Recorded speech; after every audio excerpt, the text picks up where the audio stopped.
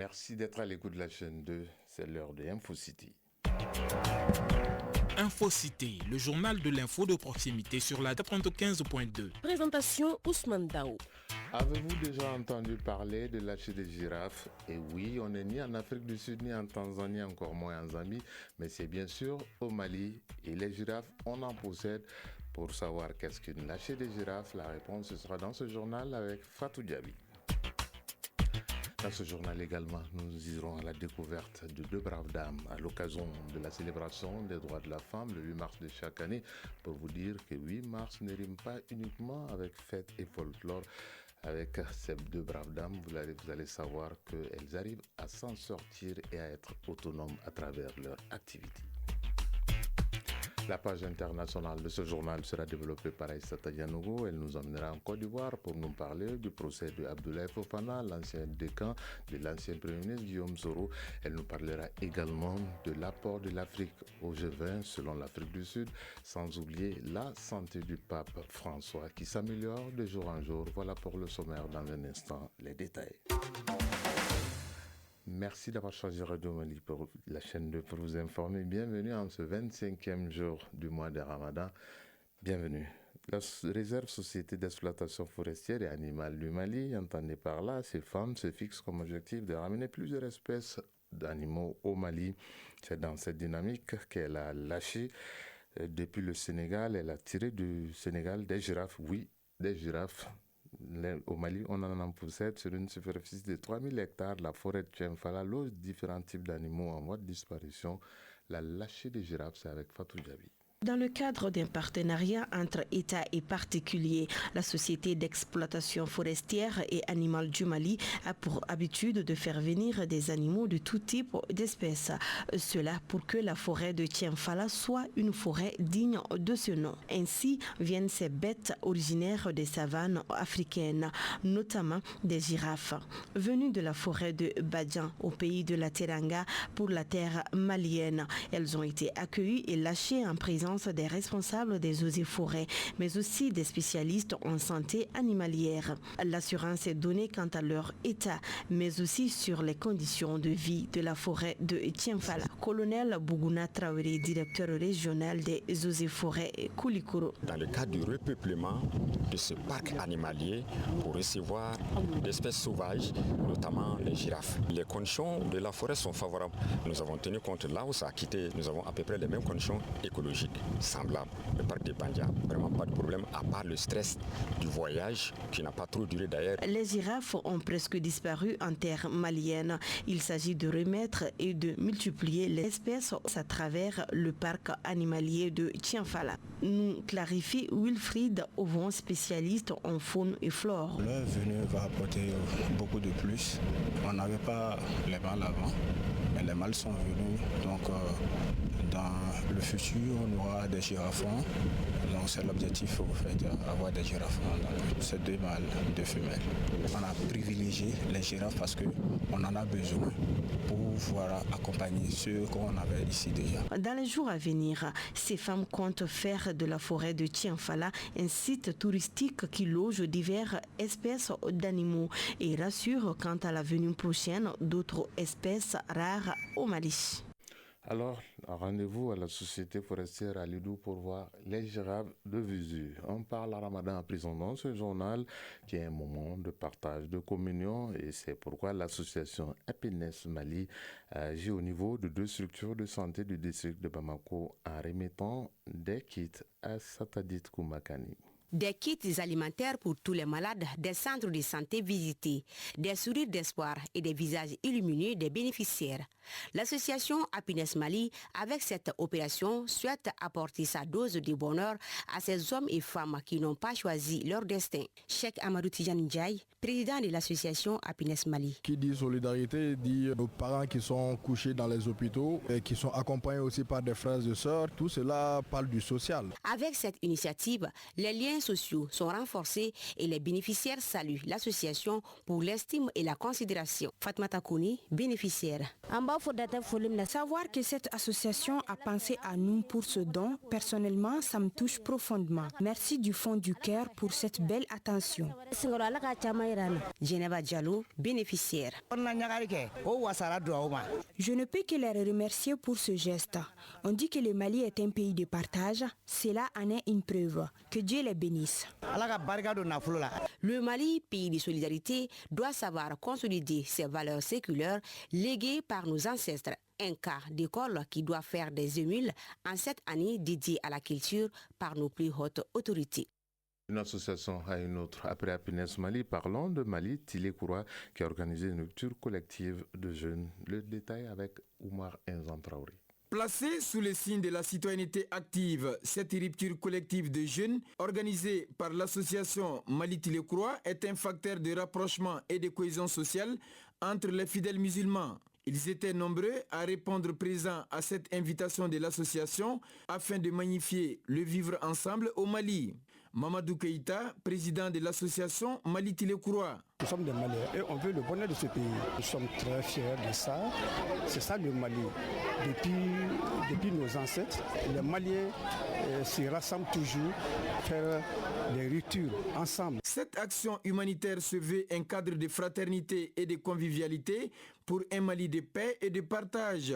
Ainsi, les organisateurs profitent de ce mois sacré de Ramadan pour renforcer les liens sociaux. Oumar Koulibaly, coordinateur de l'association Mali Tilé Koura. C'est une première initiative en ce qui concerne le bureau national. C'est dans le plan d'action du bureau national. C'est de faire le tour de la commune pour que nous puissions manger ensemble dans le même plan. A noter que depuis sa création, l'association Mali Tilé Koura intervient dans le développement social et économique de notre pays. Elle entend pérenniser cette initiative pour les années à venir. À présent, le tour d'horizon de l'actualité internationale. En direct par Aïssata Yanogo avec moi en studio. Bonjour Aïssata. Bonjour Ousmane. Tout d'abord, première direction de la Côte d'Ivoire, ouverture hier du procès de Abdoulaye Fofana, l'ancien décan de Guillaume Soro. Le commandant Abdoulaye Fofana et une quinzaine d'autres prévenus sont poursuivis pour complot contre l'autorité de l'État et atteinte à l'ordre public dans le cadre des violences électorales de 2020. Arrêté par la gendarmerie en juin 2022, Abdoulaye Fofana rejette ces accusations. Le 14 avril prochain, il pourra donner sa version des faits à la reprise des débats. Il est par ailleurs inculpé dans une seconde affaire qui se tient en parallèle. La justice l'accuse aussi d'avoir recruté des soldats pour mener des actions subversives lors des élections. Ousmane Dao, au Tchad, le journaliste Olivier Monodji a été auditionné par un juge d'instruction. Il est le directeur de publication de l'hebdomadaire Le Pays, il est inculpé notamment pour intelligence avec une puissance étrangère pour ses écrits. Par ailleurs, correspondant des médias occidentaux, Olivier Monodji a été aussi placé en garde à vue suite au niveau de la coordination de la police judiciaire. N'Djamena a interrogé, son avocat s'est dit confiant quant à la suite des investigations. Alors, en Afrique du Sud, pour parler du sommet du G20, l'Afrique du Sud estime que l'Afrique a une place importante dans l'organisation. Les délégués du G20 étaient en réunion informelle hier à New York. Au cœur de la rencontre, un exposé réalisé par le représentant de l'Afrique du Sud qui présidait l'organisation. Déclaration qui a porté sur la solidarité, l'égalité et la durabilité. Le Sud-Africain a aussi mis en avant la présence de l'Afrique dans le groupe. Il s'est félicité de l'inclusion de l'Union africaine dans le G20 qui constitue une occasion importante d'amplifier la voix de l'Afrique dans la gouvernance économique mondiale. Il faut rappeler que le G20 représente 85% de l'économie mondiale, 75% du commerce mondial et 67% de la population mondiale. Ousmane Dao, en Italie, le pape François est de retour au Vatican après plusieurs semaines à l'hôpital. C'était plus précisément à l'hôpital Gemelli de Rome où le souverain pontife a passé plus de 2 semaines d'hospitalisation depuis le 14 février, jour de Saint-Valentin, où il souffrait de pneumonie des 2 poumons. Le souverain pontife est apparu d'abord au balcon de sa chambre d'hôpital pour faire une petite bénédiction à l'endroit des fidèles. Le Vatican a assuré que le pape François reprendra toutes ses activités de souverain pontife jusqu'à la fin. Voilà. Vous restez avec nous puisque vous êtes une femme et on va continuer de parler de femmes puisque le mois de mars est dévolu aux femmes. Et aujourd'hui, dans ce journal, nous allons braquer nos projecteurs sur deux dames qui exercent dans deux différents domaines, mais qui arrivent à briller dans leur domaine respectif. Le point, c'est avec Nansane Cherif Aïdara. Si Aminata Makou Traoré et Aïda Chama sont toutes deux championnes en taekwondo, elles sont maliennes et fières de l'être. Je suis née au Mali, je suis mariée avec 3 enfants, j'ai 3 sœurs et un grand frère. Je suis Aïda Chama, née à Faladien Djiba dans le Bélédougou. Je suis la 5e d'une fratrie de 6 enfants, dont 4 grands frères et une petite sœur. Si Aminata Makou Traoré est mariée et mère de 3 enfants, titulaire de diplôme de licence en finance comptabilité et aussi détentrice des Master 2 en audit et contrôle de gestion, notre sportive a plusieurs cordes à son arc. J'ai suivi un parcours scolaire classique tout en conciliant mes études avec ma passion pour le sport. Pendant 15 ans, championne du Mali, j'ai été championne du Clotoro à Paris. Et j'ai également eu la distinction des meilleures combattantes également. J'ai eu la médaille d'argent au Cameroun. Et également, j'ai eu la médaille d'argent au Sénégal en 2003. Pour des distinctions, j'en ai eu plusieurs au Mali. J'ai eu la médaille du mérite sportif. Marquée depuis son enfance par la discipline, le dépassement de soi et la persévérance, notre championne est aujourd'hui à sa 23e année de pratique. Le taekwondo, c'est un art martial, oui, mais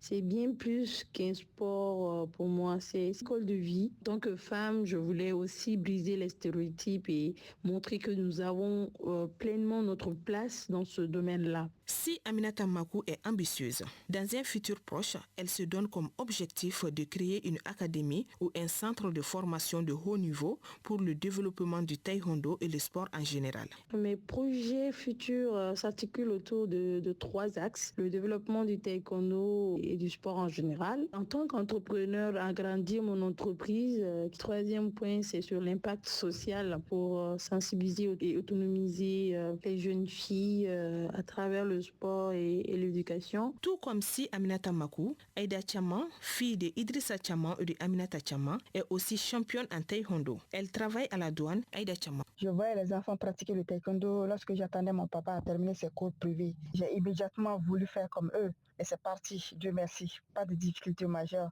car j'avais le soutien surtout et l'accompagnement de la famille. Mais il faut reconnaître que je recevais quelques moqueries de la société, car certains voyaient que l'art martial est un monde masculin. Chamas Club est son initiative, une salle de taekwondo pour les amateurs de la discipline. Ça me fait plus de 20 années de pratique de taekwondo. Et Dieu merci, je suis ceinture noire 4e dan et promotrice du Dojang Chamas Club. Chamas Club est la première salle de taekwondo créée par une femme au Mali. Aujourd'hui, Chamas Club compte plus de 400 apprenants, dont des ceintures noires, femmes et hommes. Je suis la présidente de l'association des femmes pratiquantes des arts martiaux du Mali et aussi la première vice-présidente de l'Union africaine des femmes pratiquantes des arts martiaux et sports de combat. Et je fus 7 fois championne du Mali et j'ai aussi eu la médaille de bronze à la Coupe Onatel au Burkina Faso. En dehors de taekwondo, j'ai aussi pratiqué le sambo. Aïda est un modèle à suivre grâce à son engagement et sa détermination. Dans 10 ans, je me vois promotrice de la plus grande salle de taekwondo de toute l'Afrique. Et oui, je dis aux femmes de croire en leurs capacités. L'échec ou le découragement ne font pas partie du langage de nos championnes.